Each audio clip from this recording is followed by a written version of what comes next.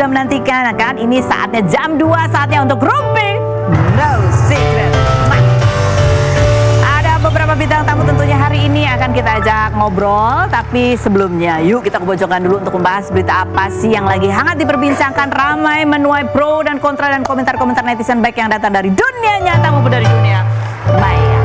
Masih ramai dan hadir dibincangkan adalah seputar laporan dugaan adanya pelecehan gitu ya pada saat body checking, di mana body checkingnya itu sendiri juga tidak ada dalam perjanjian, tidak ada dalam rundown, dan juga beberapa peserta merasa tidak memberikan konsen dan itu membuat trauma gitu sehingga kemarin sempat melaporkan ya. Nah, akhirnya dari pihak Miss Universe Indonesia itu memberikan klarifikasinya ya, yang ditulis oleh Poppy Capella sebagai National Director dan Owner dari perusahaan yang memiliki license ini ya. Bunyinya ada lagi nih, terkait dengan pemberitaan media mengenai hal-hal yang terjadi dalam perhelatan Miss Universe Indonesia, tentunya menjadi perhatian kami di Miss Universe Indonesia. Kami telah melakukan investigasi dan memeriksa hal-hal yang dituduhkan kepada kami, yang mana kami mengetahui hal tersebut dari media massa. Oke, ini kita agak nggak jelas. Dia mengetahui yang melalui media massa itu ada apanya ya, yang hal-hal yang dituduhkan atau yang dituduhkan itu dia tahunya dari media massa, bukan laporannya dia tahu dari media massa ya. Kami akan segera mengambil sikap maupun tindakan yang diperlukan terkait permasalahan ini agar menjadi jelas dan terang kebenarannya, begitu ya.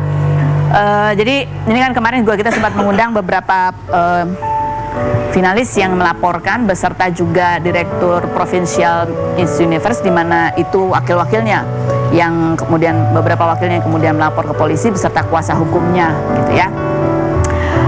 Memang ada beberapa hal yang mereka mengatakan bahwa pada saat body checking itu ada yang perwakilan dari Miss Universe Indonesia itu yang hadir, yaitu CEO-nya gitu ya. Tapi kemudian mantan CEO-nya juga hadir dan juga mantan direktur visualnya juga hadir, yaitu Rio Motret gitu ya. Yang mereka mengatakan bahwa mereka sama sekali tidak tahu karena rundown yang mereka ACC itu tidak ada jadwal body checking gitu. Yang ada emang fitting, jadi tidak ada body checking, tidak ada pemotretan, dan itu pun tidak pernah ada tata caranya. Kalaupun ada juga ada tata caranya, nggak bisa sembarangan juga, dan harus ada konsennya gitu. Jadi ini menjadi pertanyaan, siapa kemudian yang approve itu, iya kan? Gitu. Nah, kita lihat ini ada juga kemudian, karena ini ramai diperbincangkan, ini salah satu dari Direktur Provinsial Miss Universe Indonesia itu kemudian merepost berita yang diunggah di apa sih? Berita Australia ya, gitu ya. Di tulisannya adalah Miss Universe Indonesia pageant made an allegation of sexual harassment and topless photo gitu ya. Terus di tag ke Rio Motret juga komentar ya, masih mau diam, ini sudah masalah dunia, jangan takut untuk bersuara kalian para finalis gitu. Kemudian ada juga gitu ya, ini juga mengomentari juga dari pernyataan dari pihak Miss Universe Indonesia gitu ya. Rio Motret mengatakan bahwa kok bisa saya mengatakan baru tahu dari media gitu, karena sepengetahuan mereka pada saat para finalis ini ada yang tidak terima, dia langsung melapor ke direktur provinsialnya itu. Direktur provinsialnya itu sudah mengirimkan ke WhatsApp grup ya, bertanya gitu, dan ada dilayangkan protes juga. Ini emang yang di WhatsApp group itu nggak ada apa dari perwakilan Miss Universe Indonesia gitu ya. Itu menjadi pertanyaan. Tapi kita tunggu aja, karena ini juga lucu gitu ya. Ini kalau di WhatsApp-nya itu kalau ya gitu ada kata-kata bahwa body checking itu kan biasa gitu. Itu buat aku agak gitu ya. Bukannya aku so naif atau gimana ya kan. Buat apa? Buat apa sih dicek begitu ya? Buat apa dicek? Dokter ngecek kesehatan. Kalau cuman buat ya kan, bentuk perempuan tuh beda-beda. Terus buat apa gitu dicek? Ya oke. Komentar netizen coba kita baca. Lempar api sembunyi tangan. Yang berikutnya ada lagi, kami atas nama Miss Universe Indonesia mohon maaf kepada masyarakat dan para finalis atas kericuan yang terjadi. Ngasih contoh aja sih gitu. Yang berikutnya, Bu, udahlah paling baik nyanyi dangdut aja Bu gitu. Yang berikutnya, pemenangnya tahu nggak siapa Bu, atau nggak tahu juga siapa penangnya gitu ya. Ini sarkas ya. Kemudian yang berikutnya, sudah gitu kagetnya suka delay gitu ya. Yang berikut, lagian porno banget sih, sumpah jadi orang udah mah ngambil lisensi Oh, salah. Ini kepotong ya garis, jadi kan jadi R ini ya kan, FOMO. Fear of missing out gitu ya. Sumpah jadi orang udah ngambil lisensi secara tidak sopan sama YPI. Udah di mana-mana beritanya sampai ke internasional, bikin malu Indonesia aja begitu. Ya ini karena memang tadinya lisensi Miss Universe ini dipegang oleh Yayasan Putri Indonesia gitu. Tapi kan sekarang di Indonesia ada beberapa gitu ya yang punya lisensi untuk ajang putri-putrian ini berbagai macam. Ini yang terbaru gitu, yang dan terakhir. Gitulah, kita ikuti saja perkembangannya. Apakah nanti akan ada tambahan lagi para finalis yang juga ikut melaporkan? Karena ini menimbulkan trauma, terutama 3 yang melapor ini sama-sama mengalami secara psikis. Mereka trauma karena bukan saja ada body checking, tapi juga ada kata-kata yang keluar yang sifatnya yang mereka anggap itu sebagai body shaming. Ya, oke. Berikut kita menuju ke bintang tamu kita. Ada Ade Govinda dan Ivan Govinda. Ada Govinda, ada 4. Kenapa yang datang cuma 2? Kita lihat dulu profilnya berikut ini. Baik, sudah ada Ade dan Irfan di sini gitu. Kita mau ngobrol-ngobrol ya. Kita mau tanya, akhirnya kalian datang. Finally gitu ya. Gak pernah diundang. Apa dicek tiap hari kayaknya nih, susah ya dengan berbagai tema loh. Alhamdulillah. Orang yang nanya. Alhamdulillah sibuk ya sebagai band, mungkin selepas pandemi ini banyak panggung di mana-mana. Amin. Gitu. Amin. Gitu ya. Ini ada artikelnya, kompak beri dukungan rekan segrup tulis pesan menyentuh untuk JJ gitu. Ini pada saat pertama-tama berita itu mulai muncul gitu ya. Ini kalian kan memang menulis ini bahwa ya garis besarnya adalah kalian sudah bersama itu belasan tahun gitu ya. Melewati perjalanan yang nggak mudah, penuh dengan lika-liku, perjuangan, nyebrang laut, ya, danau, udara segala macam gitu. Pada saat segala macam moda transportasi. Ini pada saat kalian ini kan kita membacanya di saat yang bersamaan tuh kalian posting jelek gitu ya kan. Ini memang direncanakan atau memang gimana pada saat ini kan ya istilahnya memberi dukungan ya buat rekan kalian? Enggak lah, kalau dibilang direncanakan mah enggak. Tapi ya udah menjadi kewajiban dari kita lah sebagai seorang sahabat. Ketika salah satu sahabat kita tertimpa musibah, kita wajib hadir ya sebagai sahabat, memberikan dukungan. Apapun yang bisa kita bantu, harusnya kita bisa menawarkan bantuan itu. Apalagi kita nggak tahu nih, ternyata sebelumnya dia memendam gitu. Ketika masalah ini muncul ke permukaan, ya kita memposisikan diri sebagai sahabat, hadir untuk mensupport beliau lah. Pada saat berita-berita ini awal-awal muncul gitu ya? Ya, karena janjian juga enggak. Iya, enggak ada janjian. Enggak ada. Oh, kalian nggak janjian?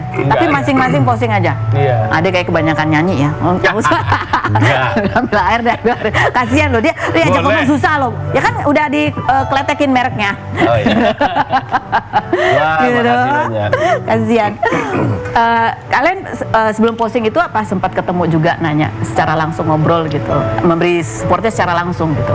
Jadi waktu berita ini naik ke permukaan, kita kan nggak tahu ya posisinya ya. Jadi memang kita juga kalau mau konfirmasi ke JJ-nya, kayaknya waktu yang hari itu tuh nggak tepat. Dan jadi ya udahlah, maksudnya biarkan JJ kasih waktu buat dia untuk menenangkan diri.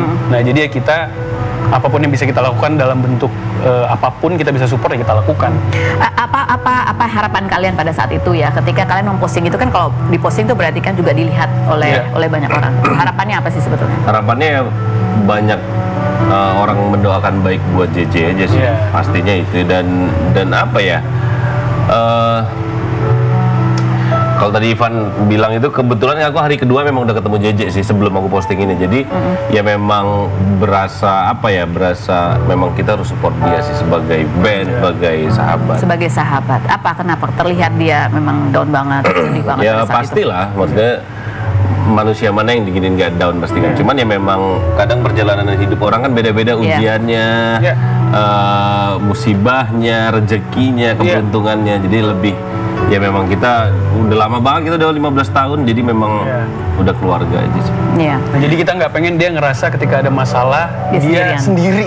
Nah maksudnya kalau kita mau nyamperin mungkin dia butuh waktu, tapi ya kita bisa support dalam bentuk lain lah. Sesudah ini kan udah lewat agak beberapa lama gitu ya. Udah sempat ketemu lagi, dia mungkin kondisinya mungkin saat ini apakah berbeda atau masih proses juga ya buat dia? Secara mental, secara kelihatannya lah dia. Ya alhamdulillahnya JJ membaik lah ya, dia sudah cerita ke kita dia pengennya gimana. Nah, apapun keputusannya pasti kita bilang nih, Je, kita ini bertiga ada buat lu, Je. Jadi jangan pernah takut untuk cerita, untuk paling nggak ngelepasin beban yang ada di kepala, di pundak lu. Lu cerita sama kita. Nah kalau cowok-cowok itu suka curhat-curhatan gitu nggak sih sebenarnya? Kalau yang remeh-remeh emang enggak lah ya. Ini kan berat nih masalahnya. Iya. Jadi kita ngobrol waktu itu, ada kesempatan kita lagi manggung terus di backstage ngobrol gitu. Oh, iya. Aku mewakili anak-anak, aku bilang, "Je, kalau ada apa-apa ceritalah ke kita. Kita jangan pernah sungkan lah. Paling nggak ngelepasin beban yang ada di kepala, di pundak lo. Biar nggak disimpan sendirian gitu ya. Kita nih ada buat lu, Je. Kita ini udah bukan kayak teman manggung aja, kita saudara lah. Kita udah ngelaluin, kalau Domino Govinda ini kan udah 15 tahun ya. Jadi ya kita bukan kayak orang lain lah. Dan orang lain. Nah, ya kurang lebih begitu. Tapi kalian bener nggak sih bahwa kalian tuh sebenarnya juga berharap, karena ya kan komentar orang tuh kan banyak sekali gitu ya, ada yang positif ada yang negatif gitu, ke segala arah gitu, dan arahnya juga nggak diduga-duga. Bener nggak sih kalian tuh sebenarnya gemes banget, Je ngomong dong Je gitu, paling nggak beri pernyataan dong, jangan diem aja gitu. Karena kan banyak yang apa ya istilahnya, kok udah jadi diem aja kok lemah gitu. Kalian tuh sempat kayak, ayo ngomong, tunjukin bahwa kamu tuh gimana ya sebenarnya.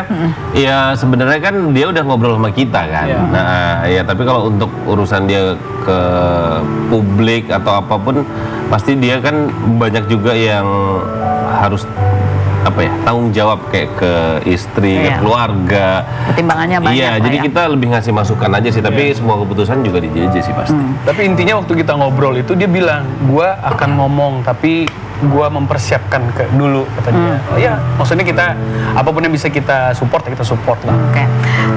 Nah sebenarnya pada saat kan kalian juga masih ada tuh gitu berita keluar, kan masih ada jadwal manggung gitu. Itu gimana?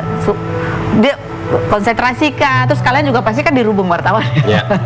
Itu banyak orang yang penasaran dan ya sebenarnya jalan kayak biasa aja sih. Jalan kayak biasa aja. Berapa ya, Pan? Nggak nyampe seminggu kejadian juga udah ada manggung ya sebenarnya. Beberapa kali. Beberapa kali dan ya karena memang mungkin kita sering ketemu, jadi ya sebenarnya menganggap masalahnya juga bukan biasa ya, tapi udah menjadi ya udah memang harus dilewatin aja. Ya hidup ini beginilah gitu begitu. ya. Tapi sebelum-sebelumnya gitu, kelihatan nggak sih ada yang beda gitu? Kalian notice nggak sih, walaupun mungkin dia nggak cerita atau? Kalau aku pribadi ngelihatnya, memang JJ ini dari dulu memang dia pendiam, tipikal pendiam. Ada apa-apa tuh nggak pernah yang. Walaupun suka bercanda gitu ya? Bercanda mah gila juga kalau bercanda. Cuman kalau masalah pribadi, masalah keluarga, memang dia nggak pernah cerita. Cuman kadang-kadang kita ngelihatnya JJ ringkih ya. Kadang-kadang suka ringkih itu mudah sakit gitu. Oh, oke. Kayak padahal dulu aman-aman aja. Dia kayak di London dia sempat drop. Di London itu sempat drop. Sakit. Dia sakit. Dari lemas gitu kelihatan. Nah, kita mikirnya mungkin perubahan cuaca kan. Ya udah. Sesudah itu juga masih gampang sakit. Pokoknya dia lumayan inilah, apa namanya, ringkih lah gitu. Jadi harus beda dari sebelum-sebelumnya. Ya kurang lebih begitu lah. Oke, ini akhirnya juga setelah JJ ngobrol juga memberikan statementnya gitu, memberikan pernyataan sikapnya kemarin berdua sama istrinya. Kemarin juga bikin video juga bersama Raffi Ahmad gitu ya. Habis itu besokannya juga kemudian ada pengumuman baru gitu, ada langkah baru yang diambil oleh JJ. Kita lihat coba cuplikan ini vlognya Raffi Ahmad dan JJ berikut ini.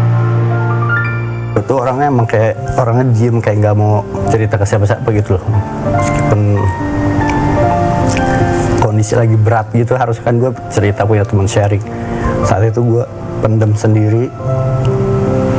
Yang gue lakuin cuma berdoa, ya Allah tolong gue bisa lewatin masalah ini. Pas gue tahu kejadian itu, hal yang pertama gue lakukan saat ketemu Nangis apa? Yang lo pikir apa? Marah. Gue peluk dia.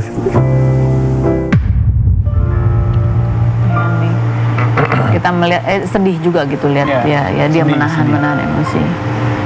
Kalian baru pertama kali lihat dia emosional apa sebelum-sebelumnya juga sempat lah gitu? Ya di case lainnya ringan-ringan aja sempat lah. Pernah lah pasti. Masalah. Iya pasti lah. 15 tahun kan. Enggak, pada saat melewati kejadian sesudah berita itu meledak gitu. Sempat ada momennya kan, di momen kayak kalau di wawancara itu kan kita lihat bahwa dia kayak yang biasanya kita lihat kan secara di luar kan kayak yang gitu kan datar gitu ya. Tapi kan di sini kan kita lihat haru. Ada emosi yang sebetulnya berkecamuk gitu. Kalian sendiri sempat melihat emosi yang sesungguhnya itu atau masih lemes tapi datar? Apa ya? Ya mungkin dia nyurahin semuanya itu pas tadi Merafi kali ya. Dan mungkin menurutku wajar kok setiap orang ada momen kayak tadi itu, maksudnya apalagi orang-orang yang biasanya nyimpen ya. Jadi ya nggak ada salahnya juga, dan mungkin buat plong buat JJ juga kan. Iya.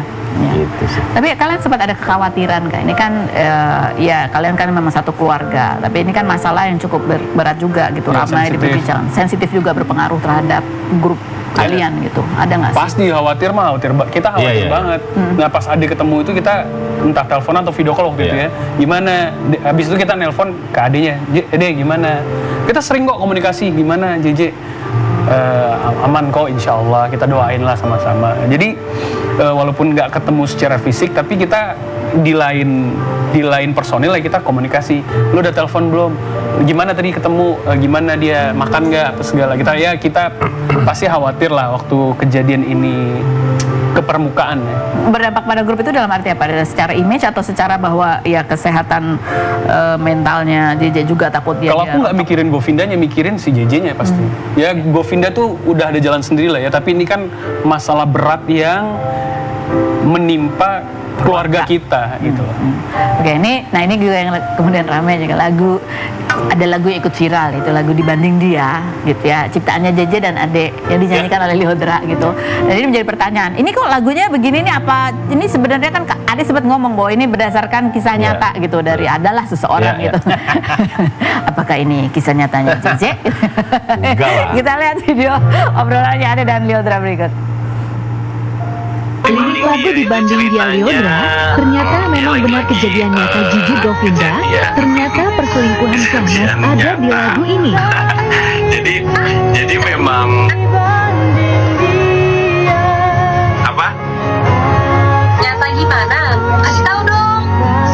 Enggak, maksudnya memang jujur juga cerita pribadi gitu loh, maksudnya ya pernah mengalami di hal yang seperti itu gitu loh, jadi memang dan langsung aja dituangin ke lagu gitu loh. Itu tadi menjelaskan sambil garuk-garuk itu kayaknya agak ada yang gitu. Ada yang disembunyikan gitu, kayak aduh gatel ya pengen ngomong. Siapa sih sebenarnya? Enggak. Pengalaman kamu apa JJ ini sebenarnya, Dek? Ini mah sebenarnya mostly laguku, tapi memang JJ bantuin. Kamu liriknya kamu yang nulis nih? Iya, jadi bukan tentang JJ. Tapi ini udah lama banget. Iya, udah lama. Ya tentang aku, jadi cuman memang orang ngelihatnya jadi disangkut pautin aja. Cuman nggak masalah ya sebenarnya. Orang mau nyangkut pautin segala macam kan sebenarnya butuhnya lagu itu booming kan kalau Ya, dari betul, kita betul, kan. betul. Tapi ya kalau ditanya sebenarnya ya ini yang aku omong sekarang ini yang paling benernya udah. itu dibuatnya lama, tahun berapa? udah lama. Dulu refnya udah lama itu tahun Awal 2011. lebih 2012. Cuman memang dulu nggak utuh begitu. Jadi aku bikin baru lagi lainnya semua gitu. Oh, potongan ini tahun ini gitu. Jadi Tapi, itu valid salah. valid salah, bukan. Kalaupun dia pengalaman JJ atau ada itu bukan pengalaman baru Iya, ini. Gitu. betul sekali. Jadi pengalaman mas siapa mungkin? Biar diundang lagi kan tadi kan. Biar ada bahan lagi. Tapi benar nih tadinya lagunya awalnya adalah buat Govinda sebenarnya. Iya, jadi pernah Govinda bikin demo lagu itu, cuman memang terlalu cengeng kali ya bahasanya ya. Jadi ya nggak cocok aja. Dan memang kita kan dari beberapa tahun lalu pengennya Govinda ini ketika merilis karya pengennya yang positif, kayak hal hebat, satu frekuensi. Insya Allah ini kan kita lagi finishing ya album baru kita, dan insya Allah isinya tuh positif semua. Optimis gitu ya. Optimis, bukan yang positif. sad boy, sad girl, bukan ya. Itu kenapa? Supaya menyemangati JJ, menyemangati Ricky, atau menyemangati Ade supaya dia tidak takut untuk menikah.